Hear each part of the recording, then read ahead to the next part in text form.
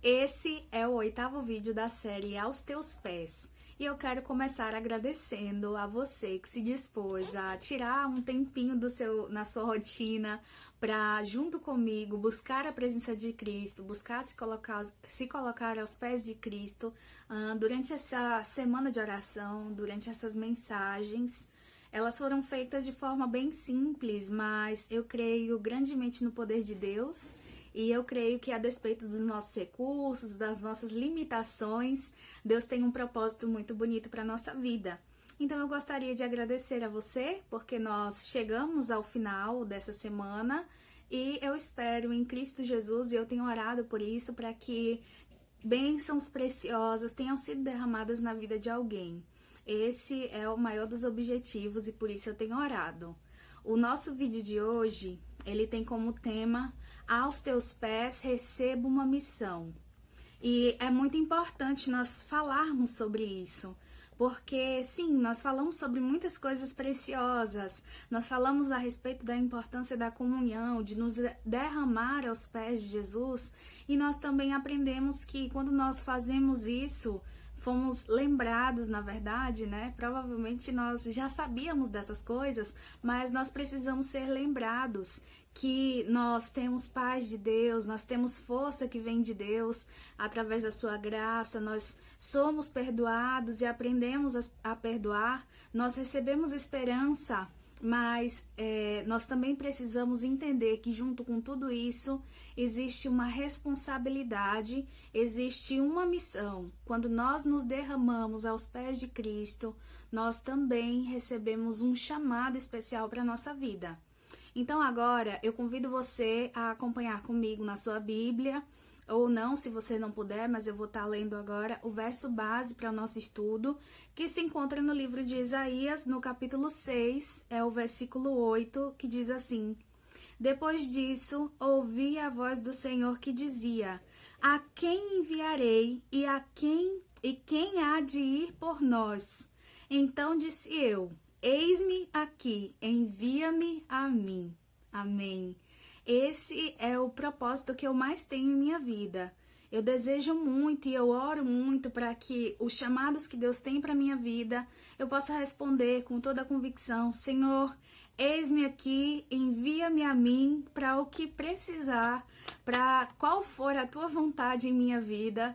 Eu quero estar aqui, Senhor, submissa a tuas vontades para mim, porque eu sei que o Senhor tem o melhor para mim, eu sei que o Senhor cuida de mim, o Senhor já fez tudo o que era possível e necessário por mim, e agora eu quero então, Senhor, aceitar o ministério que o Senhor tem para minha vida. Talvez quando você ouve a palavra ministério, você imagine que um ministério ele só é dado a pastor, esposa de pastor, talvez a alguém que exerça algum cargo ali na igreja, mas na verdade um ministério ele é ofertado a cada um de nós. Você tem um ministério especial, talvez você ainda não tenha se dado conta, mas na sua vida existe alguma coisa que é um chamado de Deus para você e que é o seu ministério, que você precisa exercer com todo amor e carinho e zelar. Sim, sabe, se você canta na igreja, esse pode ser o seu ministério. Se você ora pelas pessoas, talvez esse seja o seu ministério, o ministério da oração. Se você recepciona, se você é uma pessoa receptiva e acolhedora, esse pode ser o ministério que Deus chamou, que Deus confiou a você. Mas se você não faz nada disso, se você é uma pessoa tímida, se você não sabe ao certo ali o que Deus quer que você faça, quais são os seus dons, quais são os seus talentos, acredite, você também tem um ministério especial, sim. A sua família, se você tem família, se você tem filhos, a sua família é o seu ministério e você é um ministro dentro do seu lar. Seus vizinhos, a quem você ajuda, a quem você se dedica algum tempo para fazer algo de bom para eles são o seu ministério, sim. Sabe, seu trabalho que você faz com dedicação, com zelo, colocando Deus em primeiro lugar em todas as suas ações, O seu trabalho pode ser o seu ministério.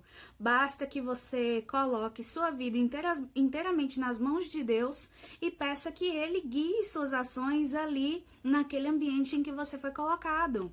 Às vezes nós queremos colocar o ministério como se fosse uma coisa muito longe da nossa realidade, como se fosse uma coisa muito difícil de se alcançar, de se aceitar, até porque Jesus pediu que nós fôssemos, sabe, a todo mundo, pregando o evangelho do reino, falando das novas da salvação, e aí nós vemos esse ID de Jesus, sabe? Nós chamamos o ID de Jesus, a missão que ele nos confiou.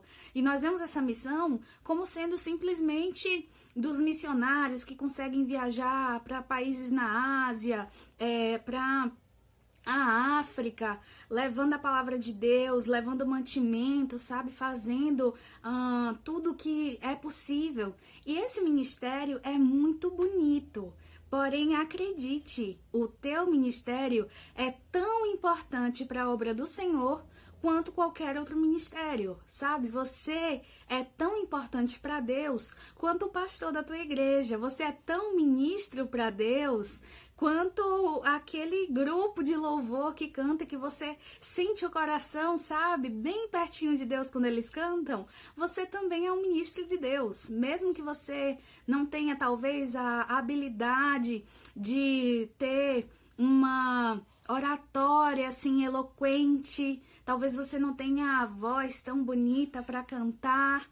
Mas, sabe, se você é um padeiro, se você faz pão, faz desse teu talento um ministério, busca ajudar as pessoas com esse teu talento e faça ele assim, sabe, com primazia, como se você estivesse fazendo para o próprio Deus. Dessa forma, o teu trabalho, o lugar onde você está, no pedacinho de chão que você foi plantado, ali você pode fazer a diferença, sabe?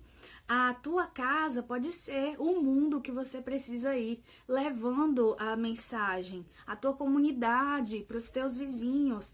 Enfim, cada um de nós tem uma realidade de vida diferente. E o que eu sei é que, a despeito da tua realidade de vida, Deus quer usar você. Na Bíblia, nós encontramos uma parábola muito legal, muito instrutiva, sobre justamente o uso dos dons. Ela se encontra no livro de Mateus 25, a partir do verso 14, se eu não me engano também tem ela no livro de Lucas. Eu não recordo agora quais são os versos, mas uma pesquisa rápida você encontra. É a parábola dos talentos. E o que essa parábola diz? Havia um senhor, esse senhor era muito rico e ele tinha servos. E um dia ele precisou fazer uma viagem e ele então pegou seus bens e ele distribuiu eles entre os seus servos, de forma que eles pudessem administrar esses bens enquanto ele estava fazendo essa viagem. Então, a um servo, ele confiou 5 talentos. Interessante, né? Já chama de talentos, embora que seja uma coincidência, porque esses talentos aqui, eles são, de fato, peças de valor financeiro, e não necessariamente os dons, mas é uma coincidência interessante. E esses talentos que o Senhor confiou, ele confiou ao primeiro servo 5, ao segundo servo 2, e ao terceiro servo ele confiou 1 talento. E então ele partiu para sua viagem. O servo que recebeu 5, ele pensou, bom, eu vou fazer negócios, eu vou investir, e ele o fez, e esses 5 talentos se transformaram logo em 10. O outro servo que recebeu 2, ele fez a mesma coisa, ele passou a negociar e investir, e então, quando o Senhor retornou, aqueles talentos que ele tinha dado tinham dobrado, e agora já não eram mais 2, eram 4 talentos. Mas o que recebeu apenas 1 talento, ele teve a ideia, ele achou que seria uma coisa boa, esconder os seus talentos, enterrar os seus talentos, para que quando o Senhor voltasse, ele entregasse, porque ele teve medo que ele, de alguma maneira, perdesse esses talentos. E então, nós nos deparamos com a chegada do Senhor para recolher de volta esses bens. E nós temos aqui uma coisa que, se a gente levar ao pé da letra, a gente não entende. Porque você vê a figura de alguém que tem dinheiro, um patrão, proprietário de empresa, por assim dizer, imagina só, seu patrão, ele sai para viajar e aí ele confia a você os bens dele por alguma razão. Ele diz assim, fulano, deixa eu depositar na tua conta aí 5 mil reais, porque 10 mil, enfim, quanto ele tiver, porque eu tô indo viajar, eu tô com medo por alguma razão, e aí eu quero depositar esse dinheiro na sua conta para você cuidar desse dinheiro. Eu tô indo viajar, quando eu voltar você me devolve. E aí esse patrão chega e quando você vai devolver aquele dinheiro que ele confiou, você devolve a mesma quantidade de dinheiro e diz, olha, eu guardei bem guardadinho pra você, tá aqui. Não foi mexido em nada, deu tudo certo, tá aqui a mesma quantidade. E aí ele olha pra você e diz, como assim? Só essa quantidade? Eu estou decepcionadíssimo com você. Você vai perder o seu emprego, você não fez o seu papel. Então, quando a gente olha de forma literal, a gente entende que é um abuso da autoridade, né? Não faz o menor sentido isso aqui. Mas quando nós compreendemos que era uma parábola e que Jesus ele estava falando dos dons, dos talentos, dos ministérios que ele confiou para cada um de nós, nós percebemos que aquele servo que enterrou seus talentos revelou alguns sentimentos do seu coração ao fazer essa atitude de enterrar os seus dons. Talvez aquele que enterrou, ele tivesse o seu coração assim repleto de sentimentos, como por exemplo o egoísmo. Afinal de contas, ele não queria usar aquilo que lhe foi dado para benefício de outras pessoas. Ele não queria usar aqueles talentos que Deus lhe deu. Talvez ele fosse uma pessoa egoísta. Ou talvez ele fosse simplesmente uma pessoa preguiçosa. Uma pessoa que... que preguicinha de fazer alguma coisa, sabe? Deixa o mundo como está, já tem muita gente fazendo, eu não preciso fazer. Ou talvez aquele servo, ele fosse dotado de covardia. E perceba que o medo é algo muito útil para nós. Eu já falei sobre isso, acho que no primeiro vídeo. Porém, quando nós deixamos que o medo nos domine, nos paralise e impeça-nos de viver a vontade de Deus para a nossa vida, esse medo que era benéfico, ele passa a ser então maléfico. Quando o medo nos impede de viver, ele se torna nocivo. E talvez ele possa ser chamado de covardia ao invés de ser chamado de medo. Sentir medo não te faz um covarde, mas a forma que você age, que você lida com esse medo, talvez sim te faça uma pessoa que está se acovardando diante das situações. E aquele servo, ele pode ter tido esse sentimento no coração, Deus sabe. E então, nós também podemos interpretar que ao enterrar os seus talentos, ele mostrou falta de zelo e de compromisso para com as coisas de Deus. O fato é que Jesus ele usa dessa parábola para falar a nós uma lição muito importante. E nós percebemos que quando o Senhor retorna, que ele vai recolher de volta para aqueles 2 primeiros servos que multiplicaram os seus talentos, o Senhor ele diz: servo bom e fiel, foste fiel no pouco, sobre o muito te colocarei. E aí, quando aquele outro servo que recebeu apenas um, ele desenterra ali o seu talento, vai ali com o coração cheio de orgulho pelo que ele havia feito, e aí ele chega com o seu talento para devolver, o Senhor olha para ele e o Senhor diz assim: servo mau e infiel, você foi infiel no pouco. Até o pouco que lhe foi dado vai ser tirado, porque você foi infiel. Você não usou isso que você tinha, que já era pouco, vai ser retirado de você, porque não serve para estar nas tuas mãos. E agora, o que eu posso fazer com você? Sabe, quando nós pensamos sobre essas palavras que são duras, sim, nós entendemos que elas se aplicam a muitas coisas em nossa vida. Imagina só, nós oramos a Deus por mais recursos, nós oramos a Deus para que Ele nos faça mais prósperos, nós oramos a Deus por um emprego, mas se nós temos sido infiéis a Deus, Enquanto nós temos pouco, nós não podemos nos iludir achando que quando nós tivermos muito, nós faremos muito para Deus, porque isso dificilmente acontece. Eu não vou dizer que seja impossível de acontecer, porém, geralmente, aquelas pessoas que são infiéis no pouco que elas têm, elas continuarão sendo infiéis no muito que elas têm. Eu vejo muito isso relacionado à fidelidade quanto a dízimos e ofertas. Sim, porque as pessoas, nós todos temos essa tendência. Veja bem, quando nós ganhamos pouco e nós já estamos ali endividados, nós estamos correndo atrás de ter uma vida digna, mas nós ganhamos pouco, e aí a gente diz assim, não vou ser fiel a Deus porque eu não tenho condição. Mas à medida que nós ganhamos mais, perceba que o nosso estilo de vida, ele também acompanha o nosso ganho financeiro. Dificilmente alguém que ganhava pouco e passou a ganhar mais, continua com as mesmas, o mesmo estilo de vida, a mesma quantidade de gastos que ele precisava fazer mensal. Geralmente esses gastos aumentam porque nós queremos uma vida melhor, nós queremos uma qualidade de vida melhor.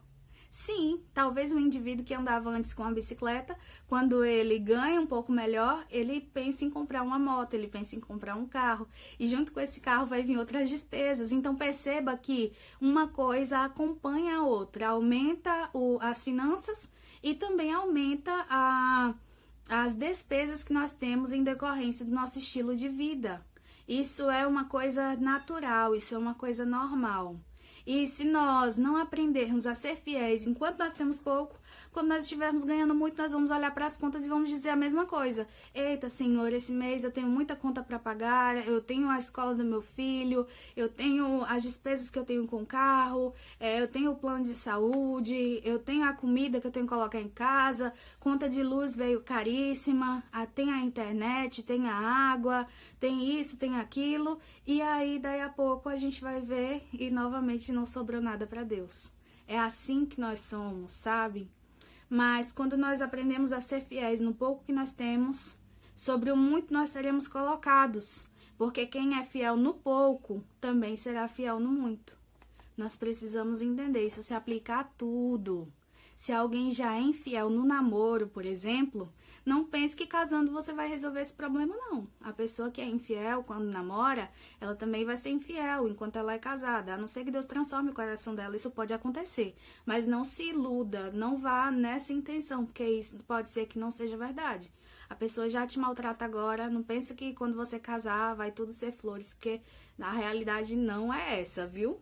Mas voltando a falar sobre os nossos dons, tem uma personagem que me encanta muito na Bíblia, que é Dorcas. Ela era uma mulher simples, mas era uma mulher que fazia dos seus dons o seu ministério. Dorcas costurava roupas para as pessoas pobres. Ela ajudava os pobres da maneira que ela conseguia.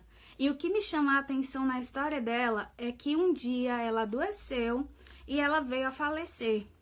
E quando ela faleceu, a sua comunidade não aceitou a morte dela. A sua comunidade a queria tão bem, que eles passaram então a ir atrás de alguém que tivesse poder para ressuscitar Dorcas. Eles foram atrás de Pedro para que Pedro ressuscitasse Dorcas. E eu acho isso muito bonito e fantástico.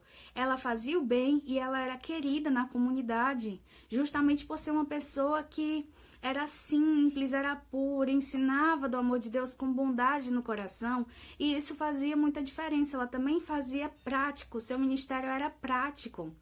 Agora é muito triste perceber que alguns de nós levantam a bandeira do cristianismo e é muito mal visto na sua comunidade. Nossa, muito triste.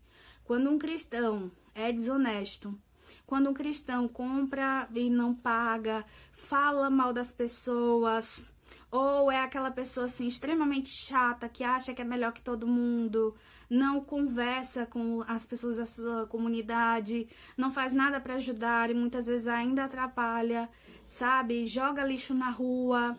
Todas essas coisas sujam o nome do cristianismo. Talvez você esteja sendo uma propaganda negativa para o cristianismo que você diz que ama tanto.